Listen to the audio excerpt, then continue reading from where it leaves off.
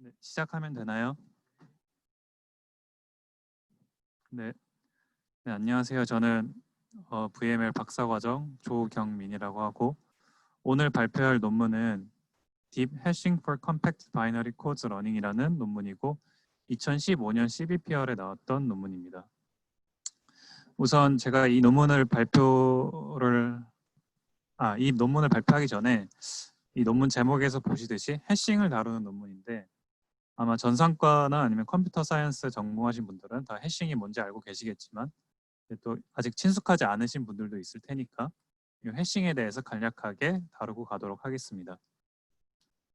우선 이 위키피디아에 따르면 해싱은 어떤 키 값을 이제 데이터로 이제 매핑을 해주는 그 과정인데 이 과정에서 해시 펑션이라는 걸 이용하는 어떤 특수한 그 매핑 과정이라고 보시면 됩니다. 그래서 이 그림에서 보시면은 존 스미스라는 거 인풋이 이제 해시 펑션을 통해서 어떤 어드레스 값이 나오고 이제 거기에 어떤 버켓에 저장되어 있는 데이터를 이제 얻을 수가 있는 거죠. 그래서 요거를 조금 더 이제 그 그림으로 이제 좀 설명을 드리자면 이제 이 논문에서는 이제 이미지 같은 경우 이미지를 이제 이미지를 이 해시의 키 값으로 넣게 되는데 예를 들어서 우리가 이 이미지에 대한 어떤 정보를 얻고 싶잖아요. 그런데 이제 테이블에 이 이미지에 대한 정보를 저장할 때 이 이미지 기반으로 어떻게 서치를 할 것인가가 굉장히 좀 문제가 될 수 있습니다. 왜냐하면 이미지는 보통 데이터 크기가 크기 때문에 뭐 니어리스트 서치를 한다든지 이렇게 하면은 이제 또 시간이 많이 걸리게 될 것이고요. 그래서 해싱 같은 경우에는 이제 해시 펑션을 사용해서 그 어떤 코드를 생성하게 됩니다. 이 코드는 내가 그 테이블에 어디를 살펴보면 될지 그 어드레스 주소로서 이제 사용을 하게 되겠고요. 그래서 그 이 코드에 해당하는 주소의 테이블을 살펴보면은 그 해당 키값에 해당하는 어떤 이미지에 대한 정보들이 이제 저장이 되어 있는 거죠. 그래서 이 두 번째 이미지 같은 경우 이제 뭐 허밍버드라든지 아니면 플라잉, 뭐 스몰 사이즈 이런 정보들이 이 어드레스에 해당하는 테이블의 이 어드레스에 해당하는 곳에 저장이 되어 있는 겁니다. 이러한 정보들을 저장할 수도 있고 아니면은 이미 그 유사한 키값들이 이 테이블의 어드레스에 이제 저장이 되어 있으면은 이제 비슷한 이미지들이 저장이 되게 되면서 이제 시밀러한 이미지들을 리트리버를 할 수가 있게 되는 거죠.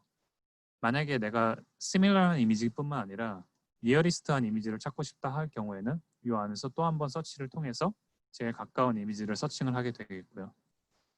이제 이 해시 펑션의 장점은 내가 어떤 인풋 키를 바로 테이블에 어디를 살펴보면 될지에 해당하는 주소 값을 아웃풋으로 내기 때문에 서치 타임이 굉장히 빠르다는 겁니다.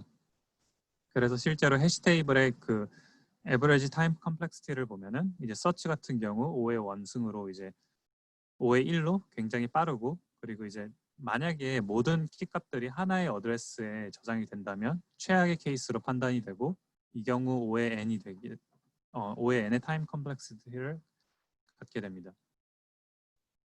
그래서 이제 해싱에 대해서 좀 더 이제 포멀하게 정의를 해보도록 하겠습니다. 해시 펑션 같은 경우에는 이제 제일 왼쪽에 보이는 어떤 키, 이미지 같은 것들을 이제 그 어떤 아웃풋 코드를 이제 생성하는 것을 이제 해시 펑션이라고 하고 그리고 해시 코드 같은 경우에는 내가 어떤 큰 테이블이 있고 이 테이블에서 내가 어디를 살펴보면 될지에 대한 그 주소 값으로서 활용을 하게 됩니다. 그리고 이렇게 해시 펑션을 사용해서 테이블 룩업을 하는 방식을 해싱이라고 이제 정의를 하게 됩니다. 그래서 오늘 이 논문에서 이제 다룰 그 중요한 그 것은 이제 해시 그 파이프라인 중에서도 해시 펑션에 해당하는 거고 해시 펑션은 이제 몇 가지 특징들을 갖고 있는데요. 첫 번째로 이 인풋 키 값을 픽스드 길이의 어떤 값으로 이제 아웃풋을 낸다는 겁니다. 이 제가 보여드렸던 예시 같은 경우에는 어떤 그림을 10개의 비트로 이제 변환을 해주는 거죠. 그리고 이제 아웃풋 같은 것들이 이 10개의 비트에 최대한 유니폼하게 디스트리뷰션 되는 것을 이제 권장을 합니다. 그래야지 좋은 해시 펑션이 되겠죠. 그리고 이제 좋은 해시 펑션 같은 경우에는 이 변화하는 과정이 굉장히 빠르고 그리고 이제 이 어드레스에 충돌되는 것을 최소화하게 됩니다. 다시 말해 다른 키 값은 다른 어드레스로 이제 매핑이 되는 것을 이제 권장을 합니다. 사실 많은 사람들이 이미 해시 테이블을 많이 쓰고 있는데 이제 이 파이썬에서 딕셔너리 같은 경우도 이제 해시 테이블을 기반으로 구현이 되어 있습니다. 그래서 여러분들이 뭐 스트링 같은 것들을 스트링에 어떤 정보들을 저장을 한다라고 하면 그 스트링이 해시 펑션을 통해서 내가 테이블에 어디를 살펴보면 될지에 대한 주소값이 나오게 되고 그 주소에 바로 이제 정보들을 리턴을 하게 되겠죠. 그래서 오늘 논문은 이제 이 해시 펑션을 뉴럴 네트워크로 이제 사용을 해서 임플리멘트 하겠다라는 게 이 논문의 목표입니다. 사실 이 딥러닝 이전에도 학습에 기반한 해싱 방법은 많았는데요. 보통 딥러닝을 사용하지 않은 논문들이 갖는 단점들을 이제 언급을 하고 있습니다. 보통 리니어한 프로젝션만을 사용하기 때문에 그 데이터 샘플들의 어떤 넌리니어한 특징들을 잡아내지 못한다라고 얘기를 하고 있고, 그리고 이제 딥러닝을 사용한 해싱 방법도 이 논문 이전에 있었는데 이게 2015년에 나온 논문이다 보니까 2015년 기준으로 딱 페이퍼가 하나 있다고 하더라고요. 근데 이제 그 논문 같은 경우에는 모델 자체가 너무 컴플렉스하고 그리고 이제 프리트레이닝이 필요하다라고 설명을 하고 있는데 아마 이 프리트레이닝은 그 다른 논문에서 이미 트레이닝 된 거 위에다가 트레이닝을 한다라고 이제 저는 이해를 했습니다. 그래서 이 그림은 이 논문에서 이제 제공하는 시스템 오버뷰인데요. 인풋으로는 갤러리 이미지가 들어가게 되고 이게 해시 펑션을 통해서 아까 그 그림과 같이 어떤 바이너리한 코드들을 이제 생성을 하게 됩니다. 이때 이 바이너리 코드들을 얼마나 잘 생성하는가가 이제 이 논문의 그 포인트가 되겠고 이를 위해서 세 가지 이제 특징들을 제안을 하는데요. 첫 번째로는 퀀타이제이션 로스를 최소화시킨다는 겁니다. 이게 무슨 뜻이냐면 내가 갤러리의 이미지들을 어떤 바이너리, 즉 디스크리트한 어떤 숫자들로 표현을 할 텐데 사실 이미지라는 스페이스는 그 컨티뉴어스한 스페이스에서 디스크리트한 스페이스로 바꾸는 거고 그러다 보면 정보에 어떤 손실이 있을 수밖에 없는데 그 디스크리트하면서 생기는 손실을 최소화시키겠다라는 겁니다. 그리고 두 번째로는 밸런스드 비트인데 아까 그 좋은 해시 펑션은 최대한 이분하게 디스트리뷰트 돼야 된다고 말씀드렸는데 이제 그 프로퍼티를 최대한 잘 지키겠다라는 겁니다. 그리고 세 번째로는 인디펜던트 비트입니다. 각 여기서 10개의 비트가 있으면 각 비트들이 어떤 표현하는 특징들이 서로 최대한 독립적으로 만들겠다라는 게 이 논문에서 이제 목표하는 세 가지 꼴입니다. 그래서 아까 그림을 조금 더 이제 간략화 시켜보면 다음과 같이 볼 수 있는데요. 인풋으로 어떤 이미지가 들어가게 되고 이제 뉴럴 네트워크로 구성된 해시 펑션의 아웃풋은 이제 어떤 코드가 되겠죠. 근데 이 코드는 사실은 네트워크 자체는 그 디스크리트한 코드를 내붓는 건 아니고 어떤 실수 형태의 코드를 내붓게 됩니다. 그리고 이 코드를 바이너리화 시키면은 이제 그 다음에 인티저 형태의 어떤 코드가 생성이 되겠죠. 참고로 이 해시 펑션 뉴럴 네트워크는 이제 탄젠트 h로 구성되어 있기 때문에 모든 아웃풋은 -1과 1 사이를 갖게 됩니다. 그래서 그렇기 때문에 이 b 값은 1과 -1 사이의 값을 갖게 되고 그리고 이제 바이너라이제이션은 만약에 이 값이 0보다 클 경우 1로 만들어주고 0보다 작을 경우에는 -1로 만들어주는 함수라고 생각을 하시면 됩니다. 이 바이너라이제이션을 이렇게 점선으로 표현한 이유는 그 미분이 이제 불가능하기 때문에 보통 HSB로 백프로파는 안 된다라고는 것을 표현한 겁니다. 그리고 해시 펑션 같은 경우에는 이제 fully connected 모델을 사용을 하였고 레이어 웨이트 같은 경우는 다음과 같이 세 개를 사용을 했는데 이 논문의 좀 특이한 점은 각 웨이트 이니셜라이제이션이 이제 다른 논문과 좀 다르다는 겁니다. 첫 번째로 W0 같은 경우에는 그 PCA를 통해서 나온 어떤 그 아이겐 축들을 활용을 해서 이 W0를 이니셜라이제를 해주고요. 그리고 두 번째, 세 번째 같은 경우에는 이 웨이트 값들을 아이덴티티로 이제 이니셜라이제이션 해주게 됩니다. 따라서 어떤 인풋 데이터가 아직 트레이닝이 되지 않고 이니셜라이즈만 된 뉴럴 네트워크를 아웃풋으로 뉴럴 네트워크를 통과하게 된다면 PCA 좌표에서의 어떤 코어디네이트가 어느 정도 유사하게 나오지 않을까라고 이제 좀 생각이 됩니다. 그리고 이제 이 해시 펑션 트레이닝에 대해서 설명을 드리도록 하겠습니다. 해시 펑션은 총 4가지의 로스 텀을 최소화하는 방향으로 이제 트레이닝이 되고요. 이 첫 번째 텀에 대해서 설명을 드리면 우선 그 아까 전에 말씀드렸던 어떤 디스크리트화 시키면서 발생하는 에러를 최소화시키겠다라는 텀입니다. 수식으로는 그냥 B와 H의 텀을 이제 B와 H의 차이를 최소화하라는 건데 이때 이 B는 네트워크의 아웃풋 벡터의 어떤 집합이고 H 같은 경우에는 바이너리 코드 아웃풋의 어떤 집합입니다. 그래서 아까 요 그림에서 보여드렸듯이 내가 B가 어떤 실수로 나올 텐데 이거를 인티저로 바꾸면서 발생하는 어떤 에러를 최소화시켜라라는 텀이 첫 번째 텀입니다. 두 번째 텀 같은 경우에는 앞에 부호가 마이너스이기 때문에 최대화시켜야 될 텀이 되겠는데요. 이 텀 같은 경우에는 이제 그 아웃풋 바이너리 코드의 베리언스를 맥시마이즈 하라는 텀이 되겠습니다. 여기서 빅 H 같은 경우에는 바이너리 코드의 집합이 되는데 사실 이 텀에 대해서 아무래도 저도 완벽하게 이해를 하는 건 아니고 이게 왜 베리언스를 맥시마이즈 하는가에 대해서 이제 다른 친구들한테도 많이 물어보고 뭐 저도 조금 찾아보고 했는데 이 텀이 왜 베리언스 맥시마이즈 하는지 정확하게 저도 이제 이해를 한 건 아니고 이해를 하진 못했고요. 그런데 일단은 텀이 하는 역할 자체는 베리언스를 맥시마이즈 한다라고 생각을 하시면 될 것 같습니다. 그리고 세 번째 텀 같은 경우에는 이제 각 웨이트들이 orthogonality constraint를 보장하는 건데요. 여기서 빅 WM 같은 경우엔 m번째 레이어의 웨이트 값을 나타내고요.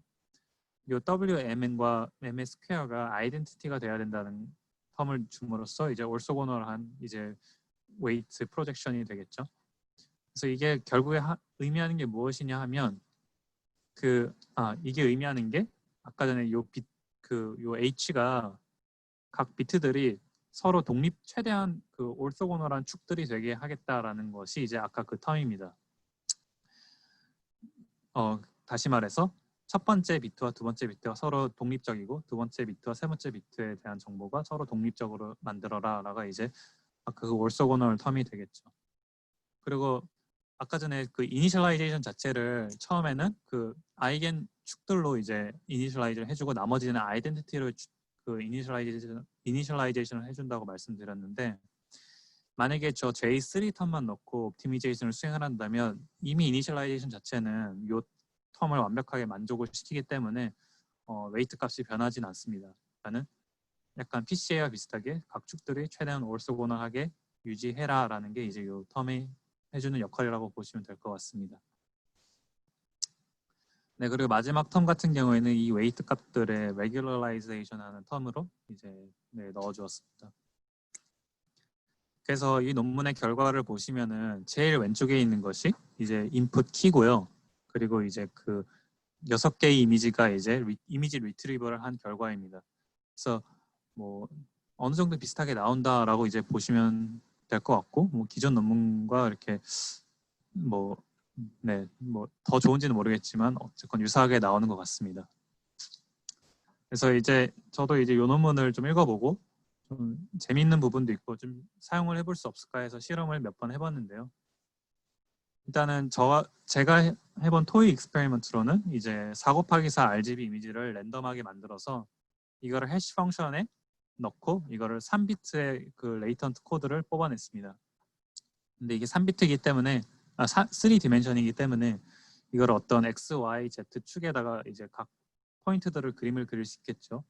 다시 말해서 이 4 곱하기 4 RGB 이미지를 해시 펑션을 통해 인풋으로 집어넣으면 어떤 이 XYZ 좌표가 나오는 겁니다. 그래서 이거를 플러팅을 하면은 이제 이런 동그라미처럼 이제 그림이 그려지겠죠.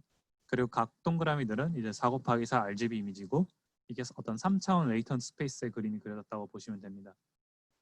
그리고 만약에 이게 해시 펑션이 잘 그 트레이닝이 됐다면 어떤 그 1-1 요 포인트로 이제 퀀타이즈가 되겠죠. 그래서 이 퀀타이즈가 됨과 동시에 아까 말씀드렸던 것처럼 해시는 최대한 이분하게 디스트리뷰션하고 싶기 때문에 좋은 해시 펑션이라면 다음과 같이 8개의 어떤 포인트로 이제 데이터들을 모아줄 겁니다. 그래서 이제 이게 제가 실험해봤던 그 결과의 이미지 중 하나인데 요 각 요 네모나게 생긴 둥둥 떠다니는 게 4 곱하기 4 RGB 이미지이고 이걸 이제 3차원 레이턴 스페이스에 이제 비주얼라이제이션을 한 겁니다. 그래서 첫 번째 테스트를 보시면은 이렇게 보시다시피 이미지들이 약간 푸른 계열은 어느 정도 푸른 계열로 모이는 것 같고 붉은 계열은 어느 정도 붉은 계열로 모이는 것 같은데 결과 자체가 뭐 그렇게 어마어마하게 잘 된다는 아니고 그냥 어느 정도 된다 정도 느낌입니다. 이제 두 번째 테스트를 보시면은 두 번째 테스트도 뭐 어느 정도 파란색은 파란색으로 뭉치는 것 같고 초록색은 초록색으로 뭉치는 것 같지만 좀 빨간색이 초록색이랑 뭉치기도 하고 결과 자체가 엄청 좋다고 볼 수는 없습니다. 그리고 이제 아까 전에 이거 네트워크 이니셜라이제이션을 해줄 때 처음에 W0를 아이겐 벡터로 이니셜라이제이션 하고 WI 같은 경우에는 이제 아이덴티티로 이니셜라이제이션을 해준다고 했는데 사실 이게 너무 PCA에 영향을 많이 받는 거 아닌가라는 생각이 좀 들었어요. 그래서 만약에 이렇게 이니셜라이제이션을 안 해주면 어떡하지? 라는 생각이 들어서 한번 이 이니셜라이제이션을 빼보고 실험을 해보았거든요. 근데 결과 자체가 막 그렇다고 뭐 안 좋아지거나 그러지는 않았습니다. 그래서 이 데이터셋에 대해서는요. 그래서 빨간색은 여전히 빨간색대로 뭉치고 푸른색 계열은 어느 정도 푸른색 계열대로 뭉친다. 라고 이제 보시면 될 것 같습니다. 네. 그래서 이제 그 다음으로 실험해 본 것은 이제 제가 아까 전에 데이터는 제가 이미 인위적으로 약간 붉은색 계열의 데이터, 푸른색 계열의 데이터, 아니면 하얀색 계열의 데이터 이런 식으로 제가 데이터를 어느 정도 클러스터가 이렇게 잘 되겠지라고 기대하고 만든 데이터셋이었고 이번 데이터셋 같은 경우에는 완전하게 랜덤하게 그냥 데이터를 만들어 보고 이걸 이제 그 해시 펑션에 넣어 본 건데요. 그 여기서 이제 각 하얀색 포인트들이 이제 아까 그 4 곱하기 4 RGB 이미지라고 보시면 됩니다. 그래서 만약에 이니셜라이젠까지 잘 수행을 하고 이제 그 해시 펑션을 통과시키면은 이제 보시다시피 각 포인트들이 그 각 꼭지점 1-1 아니면 뭐 111 요 해당하는 각 꼭지점들로 이제 잘 수렴을 하는 것을 보실 수가 있습니다.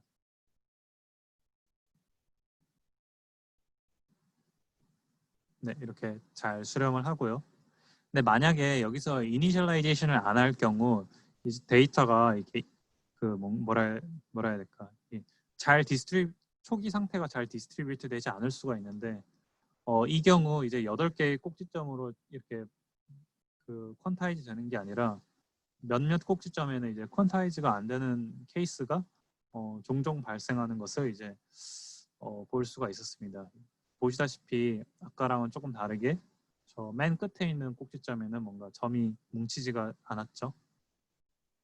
그리고 이제 또 다른 테스트를 해봤을 때 또 마찬가지로 이니셜 데이터 디스트리뷰션이 PCA로 이미 걸리지 않았기 때문에 뭔가 예, 좀 꼭지점들이 비는 것을 볼 수 있었습니다. 네, 이렇게 그래도 데이터가 잘 뭉치기는 했고요. 그래서 좀 구현도 좀 테스트를 해보면서 느꼈던 게 이제 아무래도 이게 그 초창기 딥해싱 논문 중 하나이고 그리고 이제 구현 자체는 굉장히 심플했습니다. 구현은 굉장히 심플했는데 약간 느낀 점은 PCA로 이니셜라이제이션 해주는 게 좀 특이하기도 했고 그리고 약간 좀 컨셉 자체도 좀 비슷한 부분이 있다라고 이제 다른 친구들과도 얘기를 해보면서 좀 느꼈던 부분이었고 그리고 퍼포먼스 자체도 아까 전에 뭐 비슷한 이미지들끼리 클러스터링 해주긴 하지만 이게 엄청 잘 되는 건 아니다라는 느낌을 받았고요. 논문 자체에도 약간 좀 타이포 같은 것들이 좀 있었는데 일단 제가 발표 같은 거 할 때는 이 수식 같은 걸 제가 생각하는 선에서 수정해서 이제 쓰긴 했는데 이런 타이포들도 좀 보여서 네, 네, 그런 것들이 조금 의심되는 부분들이 있었습니다. 네, 그래서 혹시 질문 있으신가요?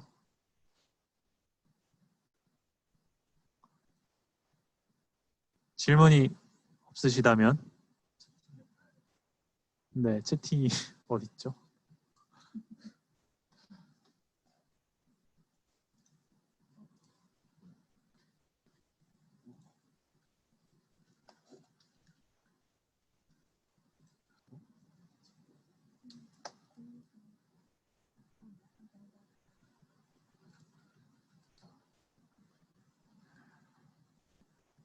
아하, PCA는 어떻게 한 건지.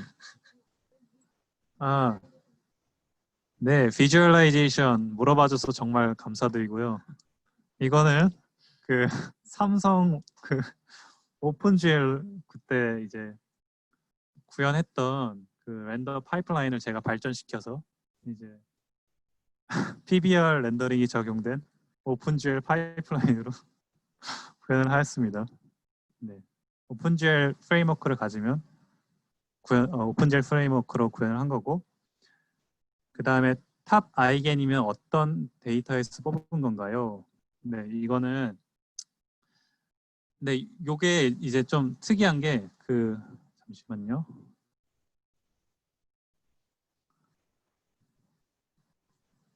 네, 요 그 인풋 데이터가 여기서 뭐 인풋 데이터가 있고 해시 펑션 있고 이제 이거에 아웃풋이 있을 거 아니에요. 이때 여기서 이 논문에서는 배치 사이즈가 이 전체 데이터 수랑 똑같거든요. 그러니까 미니 배치를 사용을 하질 않아요. 그래서 모든 데이터셋에 대해서 PCA를 돌려가지고 축을 고르게 됩니다. 예를 들어 지금 4 곱하기 4 RGB 이미지면은 이거를 하나의 벡터로 만들면은 그 4 곱하기 4 곱하기 3이 되겠죠. 이 사이즈의 어떤 이 4 곱하기 4 곱하기 3 디멘전의 어떤 벡터로 표현이 될 거고, 이건 다시 말해서 4 곱하기 4 곱하기 3 디멘전에 있는 어떤 포인트라고 보실 수 있을 겁니다. 그래서 이 4 곱하기 4 곱하기 3 디멘전의 포인트에 PCA를 돌리면은 최대한 4 곱하기 4 곱하기 3 벡터가 나올 거고요. 벡터 축들이 나올 거고, 그 중에서 이제 n개를 뽑게 되는데 이 몇 개를 뽑는 건지는 이제 그 네트워크 사이즈에 따라서 이제 결정이 됩니다. 예를 들어서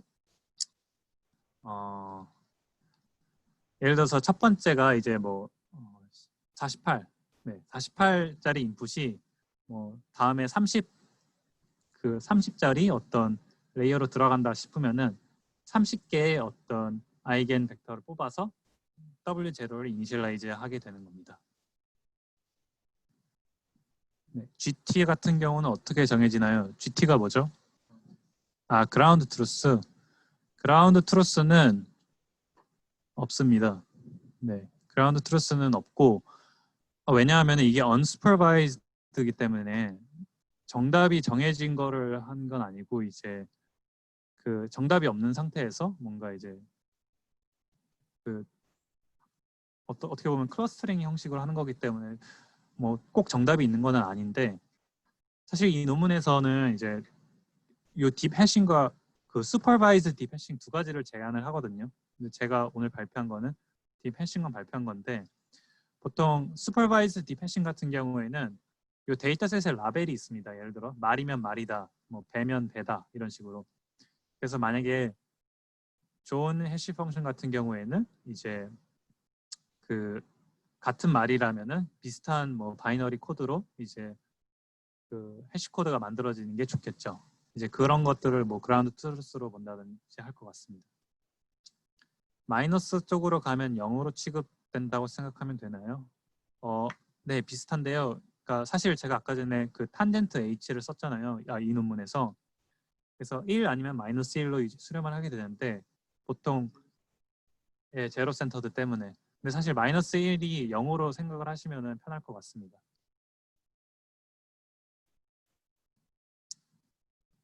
그럼 로스 첫 번째 텀은 데이터 레이블인가요? 라고 하셨는데, 요 텀 같은 경우에는 이제 B-H라고 했는데, 아닙니다. 사실 그러니까 데이터 레이블링이 지금 이 논문에서 제가 방금 설명드린 거에서 들어가진 않고, 이 레이블까지 고려해서 하는 게 슈퍼바이스드 딥 해싱이고, 제가 방금 발표드렸던 거는 언슈퍼바이스드 딥 해싱입니다. 그래서 방금 이 첫 번째 텀이 하는 역할은 단순하게 내가 이 네트워크의 아웃풋이 어떤 플롯 값들로 나올 텐데, 이게 인티저 값으로 만들었을 때 어떤 그 생기는 손실을 최소화시키라는 텀입니다. 그래서 네트워크의 아웃풋이 최대한 이 주어진 데이터에 대해서 그 인티저 값들을 내보내게 해라라는 텀이라고 보시면 될 것 같습니다.